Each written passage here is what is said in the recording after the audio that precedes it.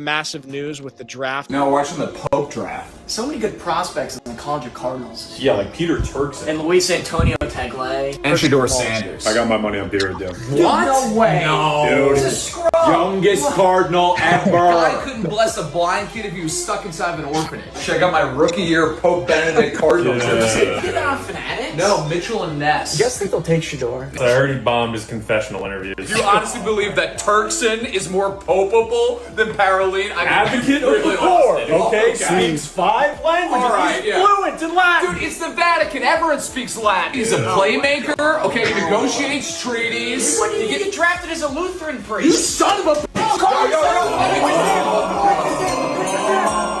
With the first to pick in the Popa draft, the Vatican selects Shedeur Sanders. We'll see who the Vatican selects.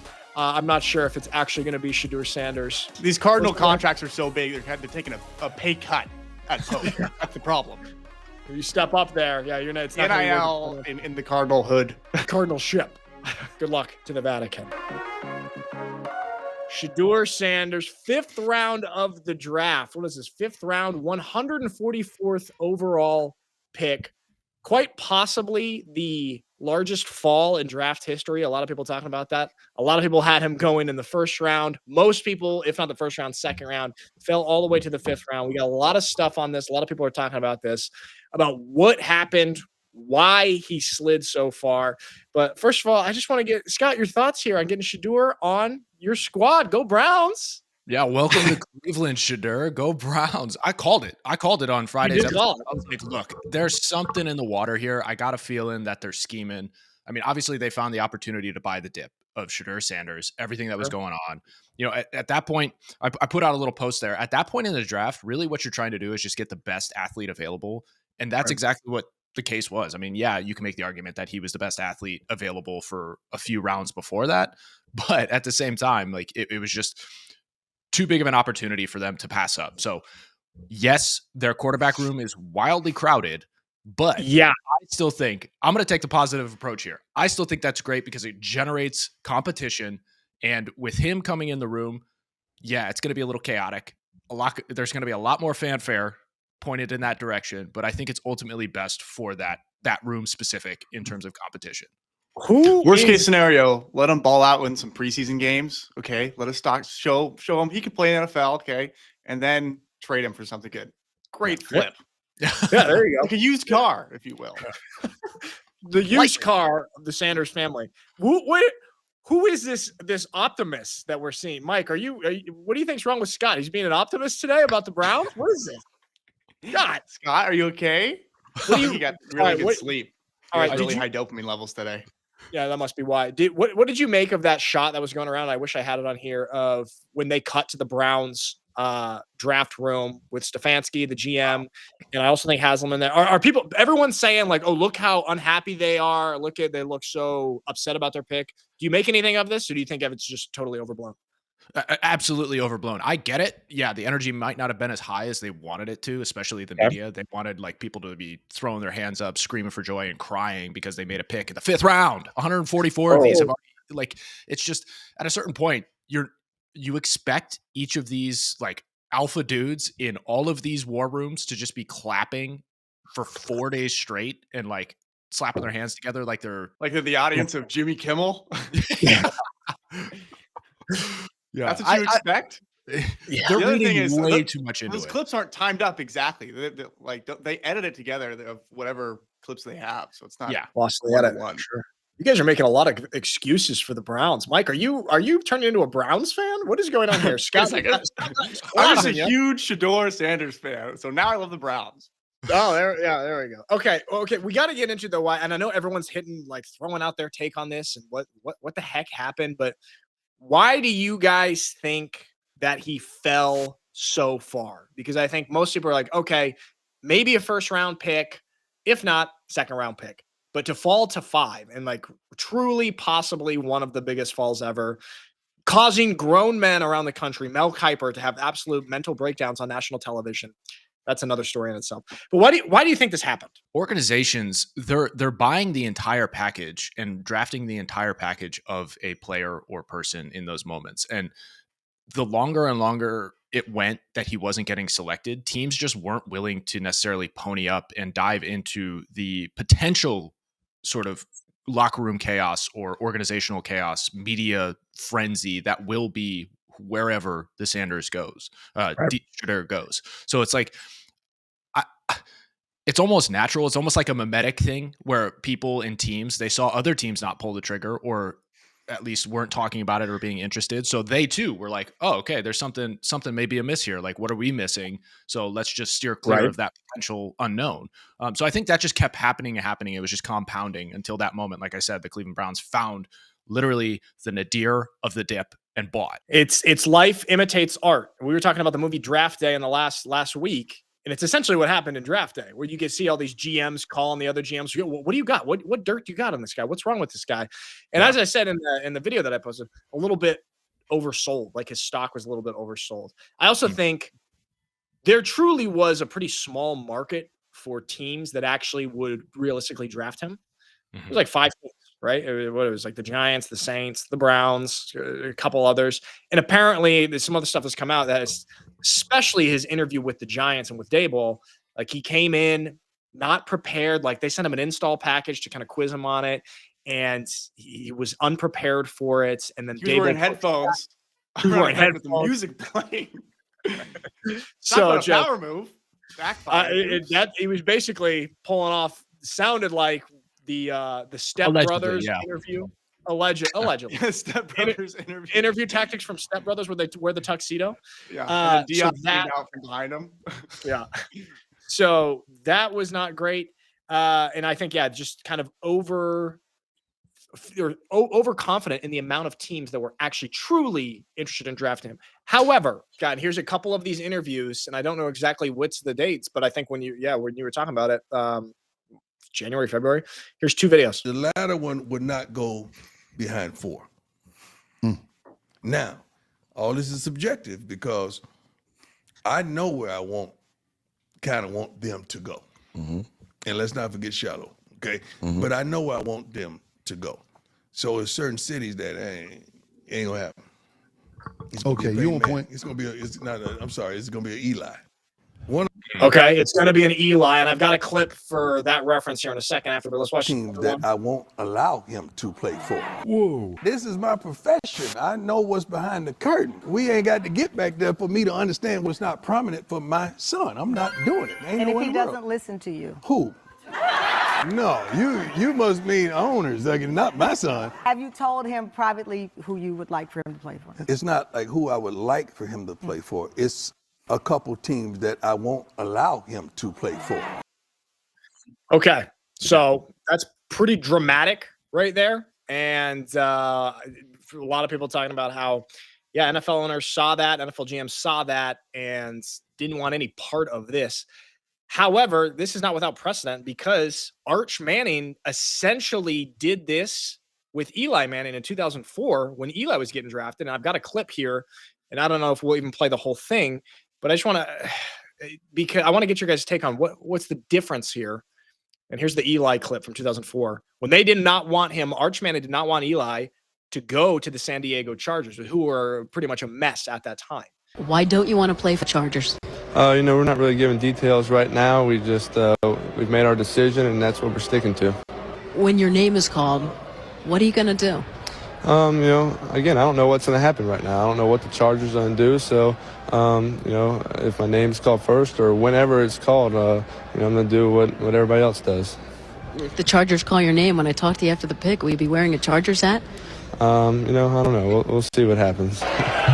Yeah, then they trade him to the Giants, and the rest is history. But so it's a similar situation. I want to get your guys' take on this, but my initial reaction is at least stylistically of how Arch Manning and Deion Sanders approached this, with both of them kind of playing on their reputation, what they have in football, but doing it in a little bit different way, I think. What do you guys think? What guys think? Okay, I think the way to interpret this is the behavior of Deion and Shedeur is more like, we're bigger than the league. We dictate the league. But this be like, I don't know. What Eli and Arch are doing here, it's kind of more like, okay, this is a business decision. We don't know how it's going to be taken. They're very like held back. There's not arrogance in it. It's just like, this is a strategy that we're trying and we're going to see. That is what I think is best for me. And they don't give any details. They don't bash on any teams. They're just saying like, it just seems a little bit more buttoned up. Yeah, a little more reserved in the messaging. Scott, what do you think? Yeah, I think it was done a little bit more behind closed doors, but I don't like, the Sanders, like they have multiple shows, Deion's on every commercial sort of thing, and they're just more front facing than the Manning family. I think this is obviously a really close comparison, and it's apples to apples, but it's like a Fuji apple to a Granny Smith apple in terms of like what this is. Cause I think really what you get down to, on the surface, we should be just as mad that the Mannings did this back in the day versus the Sanders today. I think the difference though is actually quality of quarterback that Eli was coming out of college than say Shedeur. And that's not to say Shedeur is bad by any means. He's clearly an NFL's talent. He's clearly a top 3-round guy, but it's just, again, like I said, it was a compounding factor or a compounding situation that people were like, whoa, they're not going for him. What's going on? Is there any information that we need to gather? We need time to figure that out and so on and so forth. And it just, the snowball effect just continued to happen. I mean, I think there's kind of a lot of things that we can take away from this scenario and kind of learn from it this fall. Like Shedeur at this point being drafted in the 5th round, talent-wise is underdrafted. Like talent-wise, he should have been in the 2nd or for late 1st round of this draft. But I think the lesson here is that, of course, and it's pretty obvious, like life's not all about talent. In fact, actually how you conduct yourself and how you rub people and how you communicate yourself to other people actually has much more of an impact on the way that you're able to maneuver through life and society and get jobs. And it's just, I think it's a great lesson for everybody. You cannot rest on that unless you are out of this world, undeniable, irreplaceable. Then you can be a little bit of a pompous kind of guy, which Deion was. And I think the problem here is that Shedeur is conducting himself with the same, let's call it swagger, that Deion has had all of these years. However, he has not done what Deion has done on the football field, especially, of course, at the professional level. And I think that's where the mismatch is. Yeah. Yeah, it doesn't garner that same. Yeah, I understand what you're saying there.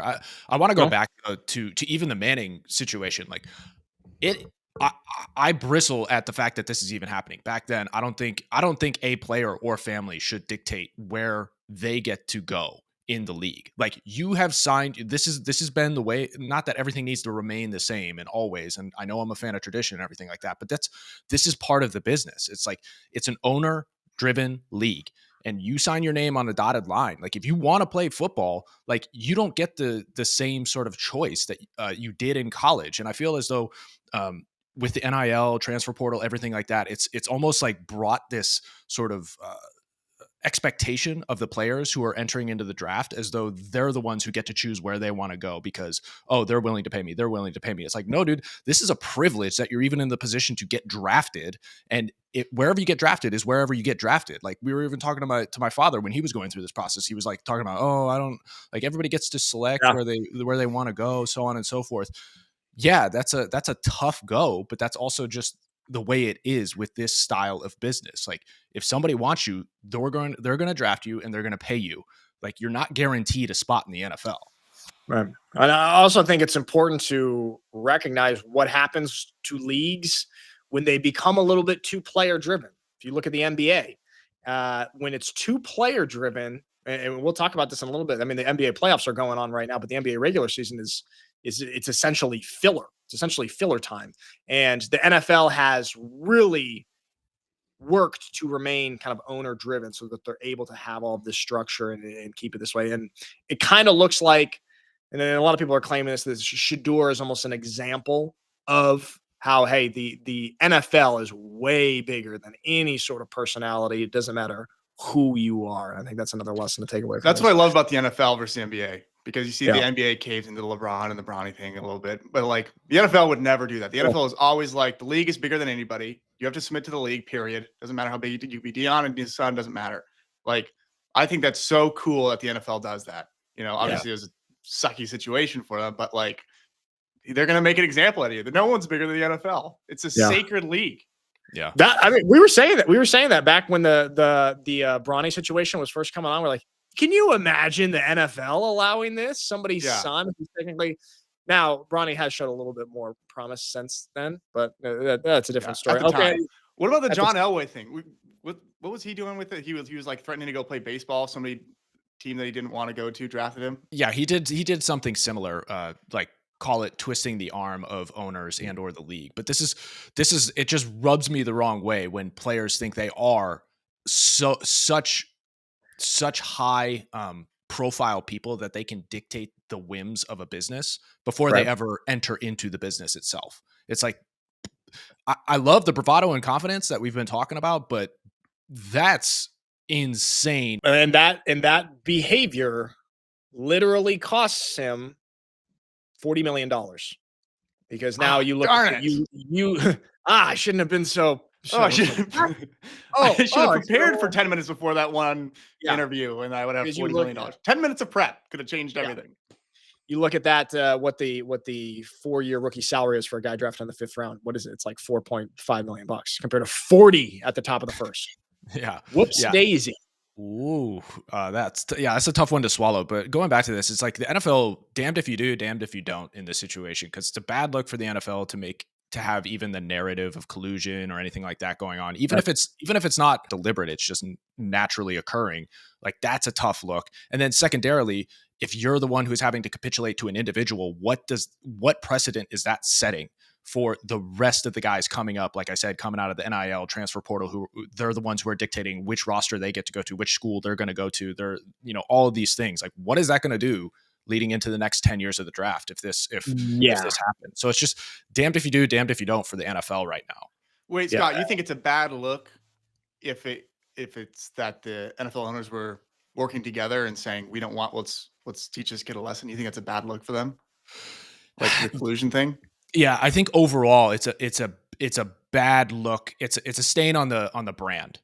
If the owners, because you're already facing a culture in society that is so, call it player driven, and minded, as though like, oh, players need to get theirs, they deserve it, XYZ. That's why this NIL thing even came to the forefront, is because that movement had some legs and it's shown itself. So when you get like 32 dudes, or at least the narrative of 32 dudes getting in a room saying, oh, we're going to blackball this one guy, it's only going to add fuel to the fire.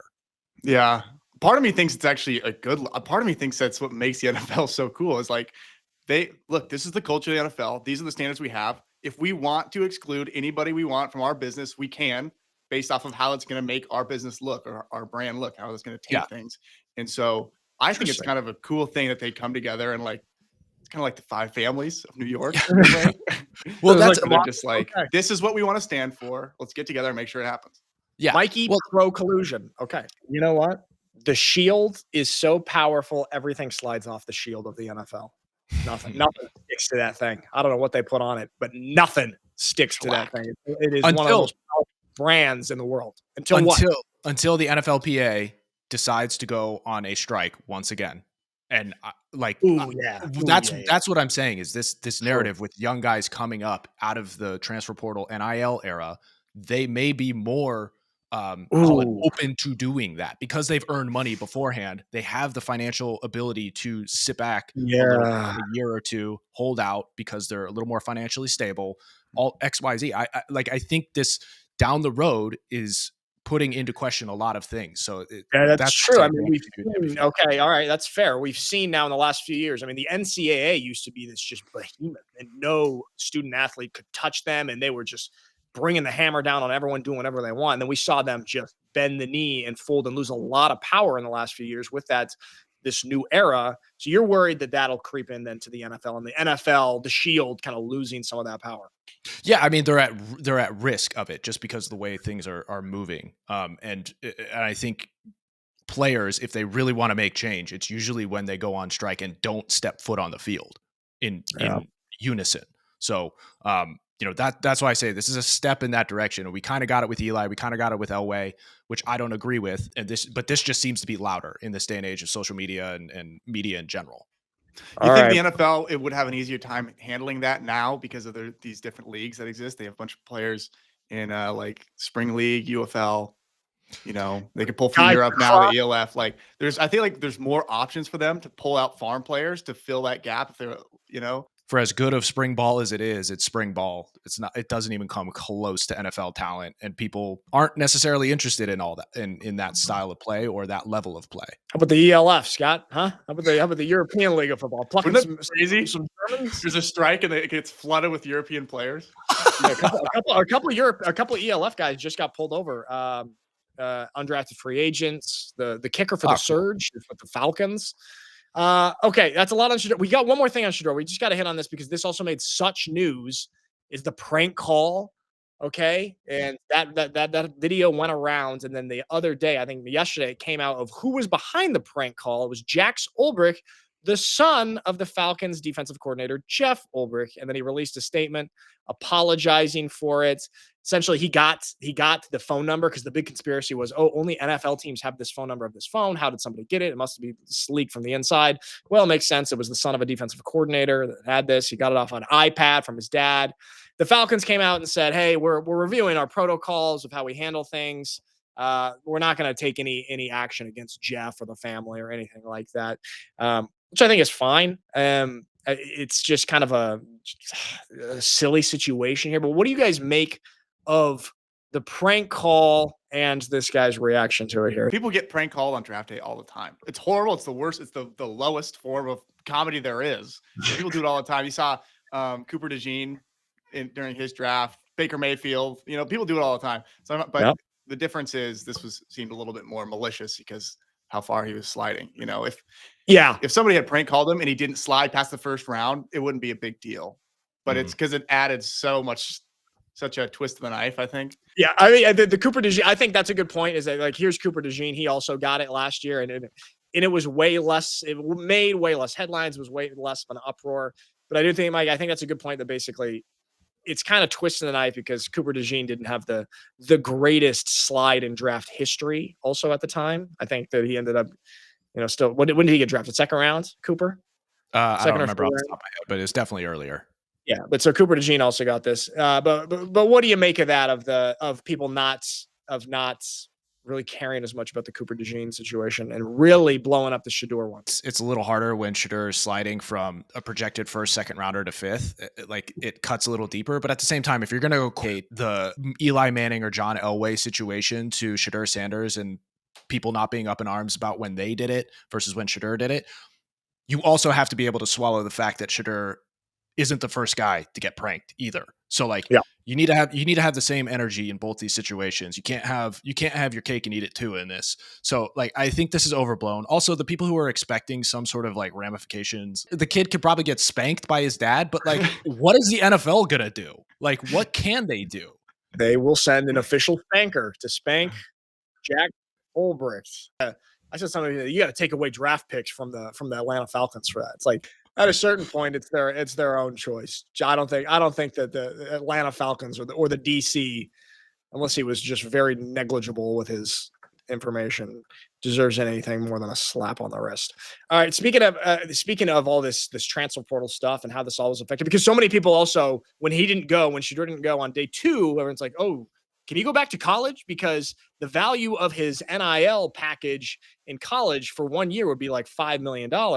Whereas the 4-year contract for where he's about to get drafted is about $4 million. And I think this is an interesting concept because then also we look at Quinn Ewers from Texas, who ended up getting drafted at the end of the 7th round by the Dolphins. Side note, did you guys see Quinn Ewers' room with all of the hunting memorabilia? I saw somebody tweet, do you even hunt?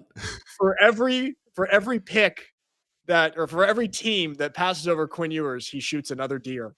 That was pretty funny. But for those just listening, Texas football tweeted when he got drafted, that life-changing call. And then somebody quote tweeted it, truly life-changing, going from making $2 million a year at Texas to $300,000 a year.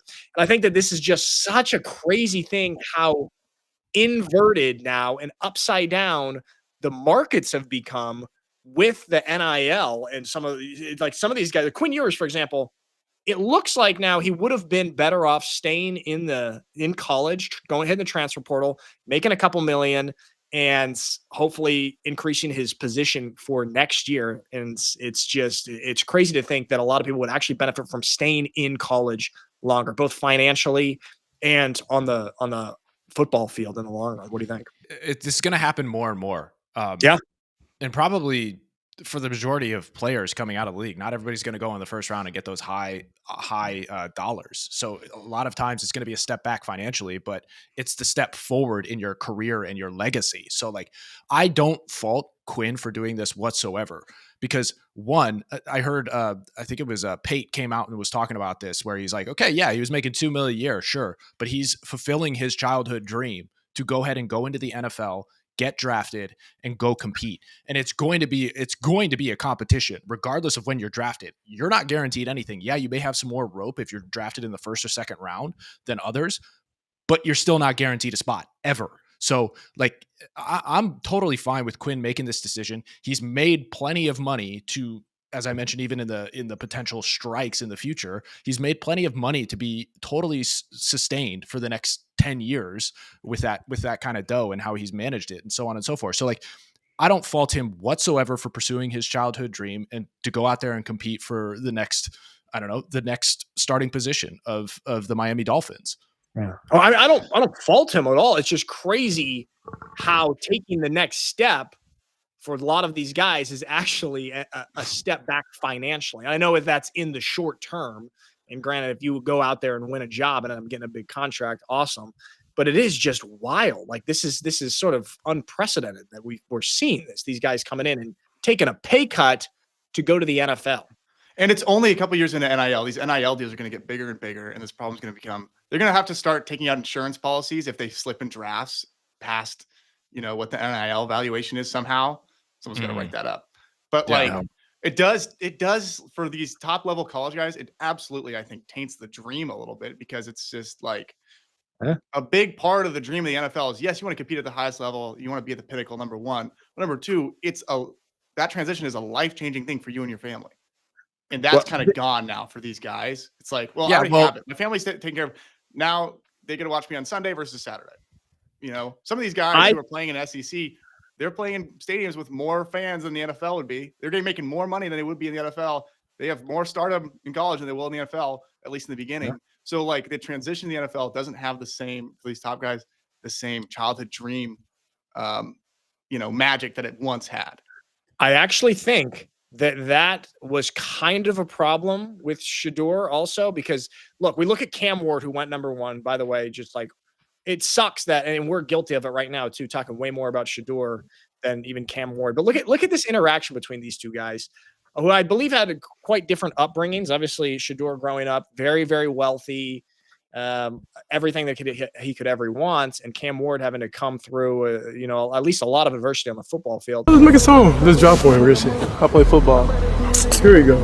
People to know me as football player. When they search up Cam Ward, we say American football. This got around, and I think that this actually speaks volumes, and a lot of NFL GMs and head coaches and personnel people saw stuff like this. And I think that it's just Mikey, to what you were saying, the magic and the dream of kind of making it because of the NFL, it felt like Shedeur didn't really have that feeling, and he kind of almost felt like he had already made it because of all the money and attention and everything that he has in college already. All right, we got to move on to a couple other things. I know we could talk about this all day, but let's go from football to football. You like that transition? Okay, show some respect for Europe over here, Scott. Okay. Wrexham FC. Did you watch the documentary series Welcome to Wrexham, Scott? I did not. Might come as a shocker, but I did not. I thought you were up to date on all of your soccer miniseries, docu-series. No? I watched the first season of, Ted Lasso, and I was like, all right, Scott, that's a scripted show. We're talking kill him about with kindness. That just okay. Show some respect for Ted Lasso. Okay, as our resident European, I'm legally obliged to talk about soccer. But this is actually very, very cool. Okay, Wrexham FC. They were in the 5th division of the English Football League system. It's the English Football League system. They're Wales. It's all okay. Just we got it. That's a little caveat there because everyone gets so mad if you say Wrexham is in England. They're not. However, they have just been promoted for I think the 2nd year in a row which is the only team, it might even be the third, but it's the only time in the history of England's top 5 football divisions to achieve back-to-back promotion. So they've gone from the 5th league. Now they're in the Championship, which is the 2nd division, which is just behind the Premier League. And like, this is the biggest soccer league in the world. The Premier League, very, very famous, big money here. And the fact that they went from just this middling 5th division team to now being one step away from the Premier League in just 5 years is absolutely crazy. And here is the catalyst of it all. And you probably, maybe you know this, maybe you don't, but it's Ryan Reynolds and Rob McElhenney, the guy from It's Always Sunny in Philadelphia. They bought the team in 2020, 2.5 million. And this town, Wrexham, Wales, is like this industrial town. It's the 3rd oldest soccer team in the world. Is just like kind of just falling apart. They did this. They produced this documentary series. It got a global fan base. They added a ton of social media followers. They added all sorts of revenue, and then they were able to continually promote themselves and climb up the ranks of English soccer. It's absolutely fascinating. I know in America we don't, shine too much of a spotlight on this. However, I'm wondering what your guys' take is on this. I mean, obviously it's very, very cool that they've done this, but is it, in your eyes, artificial because it's all been pumped by essentially one of the biggest movie stars in the world, and also Always Sunny, one of the biggest TV stars in the world as well. Them producing a documentary series, which was actually quite good. It was pretty entertaining to watch. I love myself a good sports doc, even if it's about football. And it was entertaining. It was like endeared you to the team. And I mean, you could argue it was a little bit of propaganda for Wrexham FC, sure, but I bet, and so did a lot of people around the world. And the thing is, they've got fans now. This tiny little soccer club from Wales has fans in, Indonesia and the Philippines and Australia and America. So that shows the power of media and the branding of an organization as well. I think that almost is more important than the financial aspect. It's the March Madness effect. I mean, we were talking about how if a team makes a run in March Madness and they're relatively unknown beforehand, they have a huge pop in admissions going forward. It's the same thing. So that's why I say the NIL, people aren't gonna tire of it anytime soon, especially if they're investing into these funds and they want to see their team win. They see this as a reality and a winning strategy. Yeah, that's true. That's actually a really good comparison. Just the branding that they get, those March Madness teams. George Mason gets increase in applications because of their performance on that. Okay. You didn't watch Welcome to Wrexham. I forgive you guys. What is your guys' favorite sports documentary or documentary series? Well, of course I'll have to say Unicorn Town. Oh, wow, Mike. Wow. I mean, I'm just flattered. Good answer. Because I know somebody who played on that team. There you go, Mike. And you played on that team. Oh, yeah. And me. Okay. Except I was cut out of the doc. I was cut out of it. No, there's a picture of you in focus groups. Your voice is in it. They said get rid of his face. Yeah. Test Scott, besides Unicorn Town, do you have a sports doc that you like? Face for radio. Yeah, Unicorn Town's definitely number one. But going off of that, if I'm not going feature doc, I'm going more like series. I did get suckered into F1. Drive to Survive. Drive to Survive. That is another one. F1, that was such a calculated thing, that partnership with Netflix to do that show. And that became one of the most popular documentary series, not just in sports, but in any category. In Formula One has just had an explosion in the last few years directly because of that. And that to me is the power of the sports marketing storytelling. Yeah. And I don't know the veracity of these. Apparently F1 was struggling internationally, even though that doesn't seem to be the case, obviously, when you're watching the show. But apparently they were struggling to grow. And the one market that they had yet to tap in was the American market. And obviously huge. They got us. Huge. Yeah. So incredible marketing on their part to enter into the US market in the way that they did. Well, we also are now seeing this with other kind of niche sports. Like we saw Full Swing with the golf one also on Netflix. There's I don't know what the tennis one is called, but there's also a tennis one. And so a lot of these more niche sports are seeing the success that Drive to Survive and even Welcome to Wrexham have produced, and they're trying to recreate that. And it works so well, man. You get into a story in a doc series, you're a fan. I'm, Daniel Ricciardo, forget about it. It's funny bringing this full circle though too. It's like that's kind of what the Sanders family was doing within their own family, Coach Prime and what they got going on Amazon and everything like that. So it's like they were doing it from the beginning as opposed to doing it retroactively. So I wonder, like, it's interesting.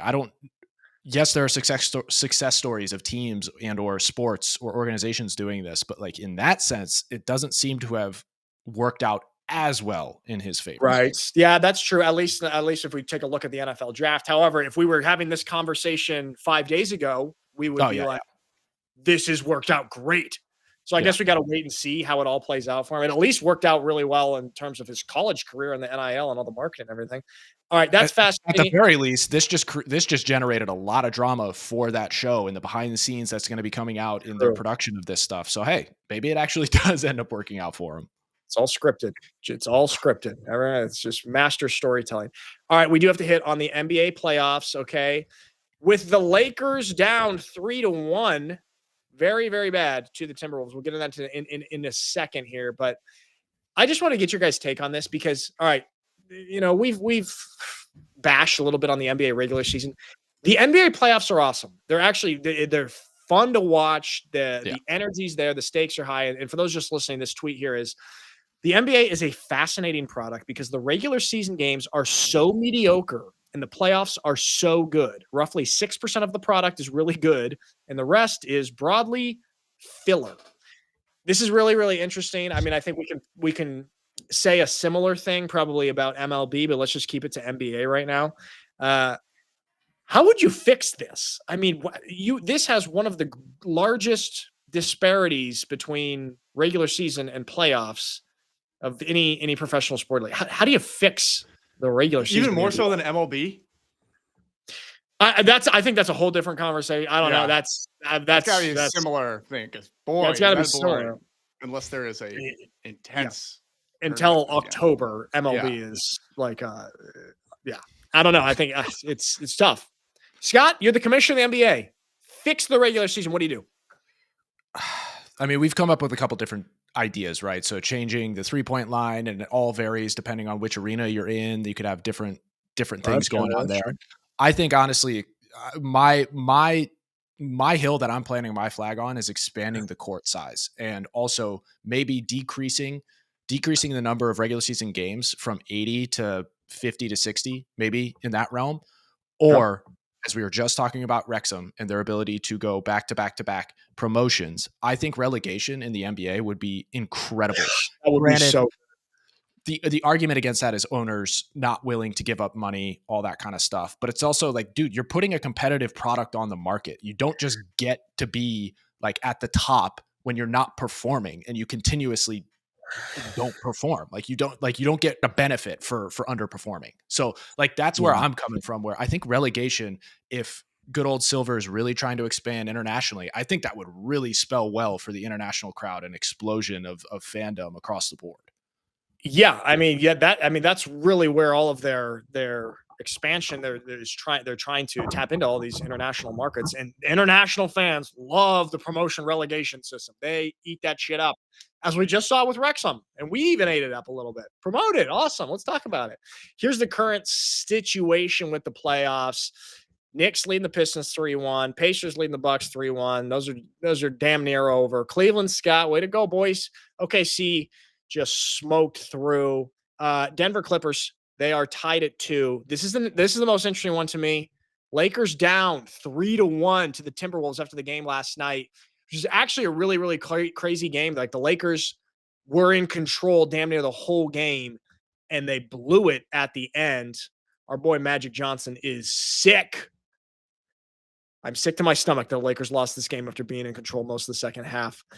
Thoughts on this? And then I also want to get into the challenge. There was a challenge that was kind of very pivotal at the end of the game. But what's your thoughts on the Lakers situation here? Yeah, this is a great game. Watched it from start to finish. I mean, the Lakers were in command for sure in the second half. The first half, though, was a little telling. Like the way in which the Wolves finished that second quarter was impressive. And then obviously when they came out, the Lakers came out on an 11-0 run to start the third quarter. Things looked like they were in control, so on and so forth. But it's really hard to count out Anthony Edwards at this point. He's playing with like a serious fire that honestly, I haven't seen since like maybe Rajon Rondo and Kobe for that matter, and KG and all that. He's not like backing down to the threat of a behemoth that is Luka and LeBron. Like he's going at them, and I think that's the only way to defeat that sort of duo is to just keep attacking. And the Wolves, while it was a game of stretches and runs, it never felt like the Wolves were out.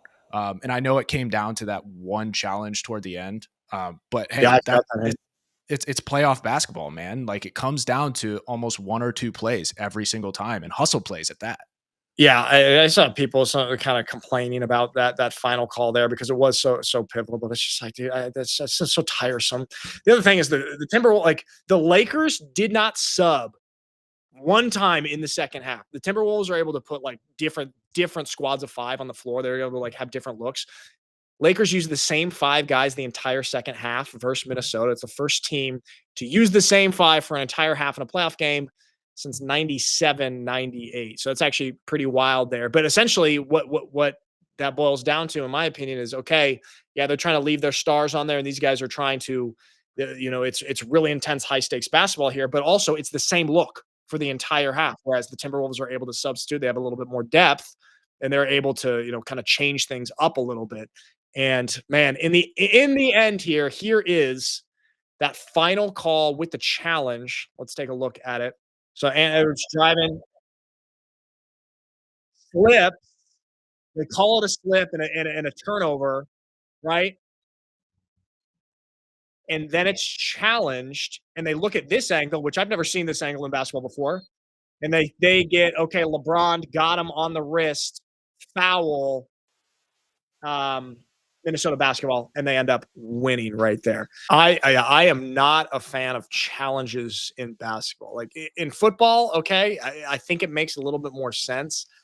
I do not like this in basketball. Well, the one thing too is like, is the challenge about who it's off of? Because that's different. If you're challenging, oh, okay, I want to see actually whose hand touched it last or whose body touched it last. So that should be the challenge, not going back and saying like, oh, was there a foul? Was there a potential foul? It's like, okay, if you really want to get that granular, there's a foul every play. There's a foul like every second. You can just get so caught up in this. Every single play has a foul. I don't know. It doesn't sit well with me with basketball. I don't know. How long have they been doing this? Do you know? It's relatively new. I want to say this is the first year because it's been more prominent, though I don't know for certain. Also, the other thing is like LeBron, insane that he played that many minutes at 40. Yes, impressive. He also, in the final couple minutes, he had some massive defensive plays. Massive. Yeah. Still getting up and swatting dudes. Like, that was DiVincenzo, cool. Good Lord. He needs to put it at the literal top of the backboard in order to get it over LeBron. But going back to this is like, LeBron, I love what you did there, but at the same time, for you to come out at the end and saying, well, the hand's part of the ball in that moment and so on and so forth, like that shouldn't have been a call. Come on, just keep your mouth shut at that moment because we've all seen you complaining about somebody touching your hand in those moments. So like, yeah, what was that? But he loves complaining. That's his thing. It's fun. He's having a good time. We have some iconic images of LeBron complaining about. What was the one? I wish I had it. The one, did you guys see the one where he's covering his eyes and then looking like this? Yeah, he's picking up. Yeah. It was like that should be a statue. Yeah, that should be his statue on the ground like this.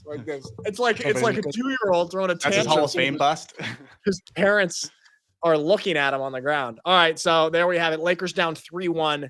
Statistically speaking, they have a 4.9% chance of coming back down 3-1 to win this series. Now, we all know LeBron did that in the finals back in the day. Legendary. Will they do it this year to get out of round one? I don't know. We don't know. All right. Here we have it. Good stuff, everybody. And we will see you on Wednesday.